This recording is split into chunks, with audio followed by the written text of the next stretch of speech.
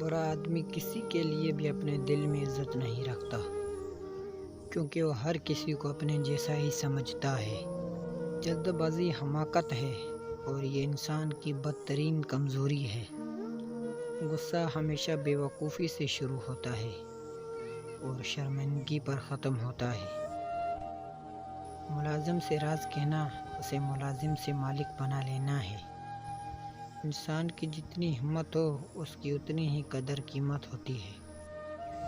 جسمانی امراض پرہیز سے جاتے ہیں اور روحانی امراض پرہیزگاری سے۔ اپنے آپ کو عزت دو گے تو دوسرے آپ کا احترام کریں گے۔ قدر کرنی ہے تو زندگی میں کرو۔ چہرے سے کفن اٹھاتے وقت تو نفرت کرنے والے بھی رو پڑتے ہیں۔